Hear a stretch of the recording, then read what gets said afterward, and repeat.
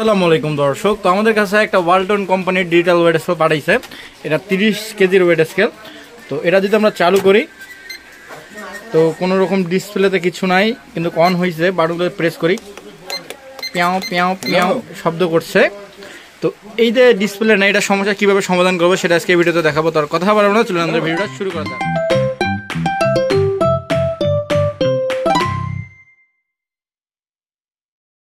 কাজ করার জন্য আমাদেরকে খুলে নিতে হবে। তো সর্বপ্রথম আমরা খুলবো এটা। তো এটা খোলার পর দেখি এটার অবস্থা গুরুতর। এখানে ইঁদুর অনেকগুলো জায়গায় তার কাটছে, প্লাস এখানে লোড সেলের তার কাটছে, ক্যাপাসিটির যে যে পলিথিনটা দেওয়া ছিল সেটাও কাটে ফেলছে, আর এদিকে তো সবগুলাই প্রায় কাটি ফেলছে। তো এগুলাই হয় কি, যে ইঁদুরগুলো যে ফাঁকগুলো আছে ফাঁকগুলো দিয়ে কিন্তু ঢুকে, এই ফাঁকগুলো দিয়ে ঢোকে। একটু মাথাটা ঢুকিয়ে দিলে ভিতরটা ঢুকে যায় ইঁদুর কাঁধে নরম। তো কি করবেন, যখন আপনার ব্যবহার হয়ে যাবে, হওয়ার পর এটা নিরাপদ স্থানে রাখবেন যাতে ইঁদুর টিঁদুর কাটে না। তো আমরা এখন কি করবো, আমাদের এই ডিসপ্লে বোর্ডে যেহেতু লাইন নেই, ডিসপ্লে বোর্ডটা আমরা খুলবো, খুলে দেখবো এখানে লাইন আনা যায় কিনা। যদি ডিসপ্লে বোর্ডের সমস্যা, তো আমরা ডিসপ্লে বোর্ডটা সুন্দর করে খুলে নেবো। খুলে নিয়ে দেখবো এটার ভিতরে তার কাটছে নাকি।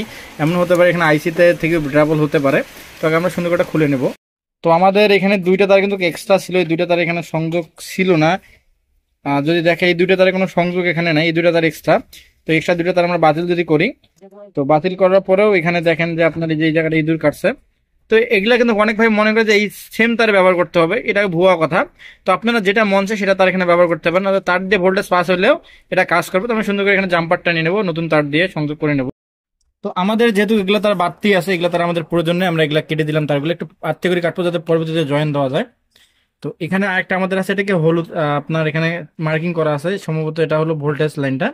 তো এই ভোল্টেজ লাইনটা কিন্তু ইঁদুর কেটে ফেলছে। এখানে আমাদের 6টা টার্মিনাল হলে কিন্তু এনাফ, আমাদের এখানে 6টা টার্মিনাল হলে শেষ, আর আমাদের এখানে কোনো টার্মিনাল লাগে না। তো এই 6টার মধ্যে একটি তার হচ্ছে মিসিং। তো একটি তার হলো কি ভোল্টেজ লাইনটা, এই ভোল্টেজ লাইনটার মিসিং এর জন্য এই সমস্যাগুলো হতে পারে। তো আমরা একবার চেক করে দেখবো যে এখানে আমরা ভোল্টেজ লাইনটা যদি সংযোগ দিই কাজ করে কিনা। তো দেখেন ভোল্টেজ লাইনটা সংযোগ দিলাম, কাজ আমাদের ওকে। তো আমরা কি করবো, নতুন করে আবার তার টেনে এই তারটা সংযোগ দেবো, কারণ এটা শর্ট হয়ে যাবে, অনেক দূর শর্ট হয়ে যাবে। নতুন করে তার টেনে সংযোগ দিলে আমাদের কাজটা ইনশাল্লাহ হয়ে যাবে। তো আমরা তারটা লাগিয়ে নিয়েছি, এখন যদি অন করি তো এখন অন হয়ে যাচ্ছে কোনো রকম প্রবলেম ছাড়া। কিন্তু এখানে একটা জিনিস হলো কি, এখানে যে লোড সেলের তারগুলো আছে এগুলো এইভাবে রাখা যাবে না। তো এই লোড সেলের তারগুলো যদি এইভাবে আপনারা রাখেন তাহলে কি হবে, এটা পরবর্তীতে শর্ট হলে আমাদের আইসিটা নষ্ট হওয়ার সম্ভাবনা বেশি থাকবে।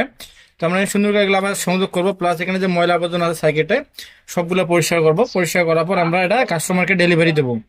তো আমাদের এই সাইডের তারগুলো কিন্তু অনেকগুলো কাটা, তো এই তারগুলো শুধু জাস্ট মিসিং করে দিলে আমাদের কিন্তু সমস্যাটা সমাধান হয়ে যাবে ইনশাল্লাহ।